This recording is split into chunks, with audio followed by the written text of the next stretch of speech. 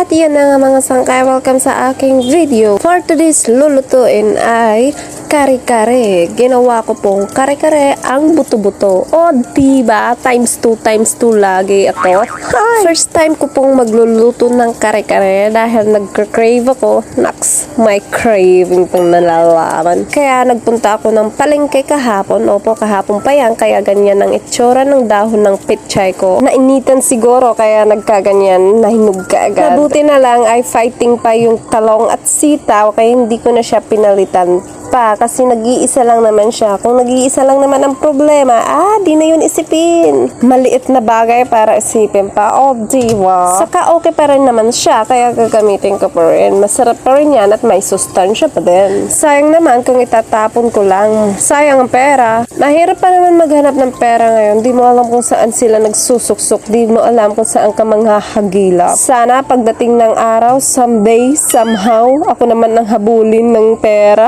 Charot na nga sangkay. Okay na sa akin ang mapro-provide namin ng mga needs namin, tapos konting extra para sa mga wants naman namin. Oh, diba? Nga po pala, at syete kanina ang nilagyan ko ng tubig na nagkulay pula. Pampakulay daw po yan ang aking lulutuing kare-kare. Nung bata po ako, ay akala ko pangkulay ng buhok yun. Opo, ginagawa po namin pangkulay ng buhok yun. Ngayon, abay nasa ulam na pala. Ayos Minsan di mo talaga alam o di mo talaga malalaman ang takbo ng panahon.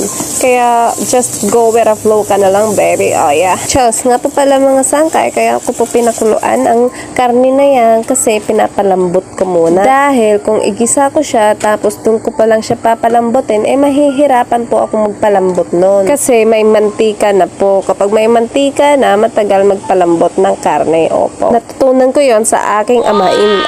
At yan na nga po, inilalagay ko na ang peanut butter na hindi matamis. Balik po tayo sa tatay ko. Opo, sa kanya ko po nalaman yon dahil nung teenage po ako po yung tagaluto doon sa bahay namin kahit wala nang lulutuin. Just may mga manok siya, kaya yung ginagawa naming ulam. Pagkatapos, kapag di okay yung luto ko, may puti kaniya nga mababatian. Pag naririnig ko yung dati, naiinis ako. Pero ngayon, na medyo malaki, medyo opo. Kaya di naman ako tumangkad, kaya medyo malaki lang. Natatawa na lang ako.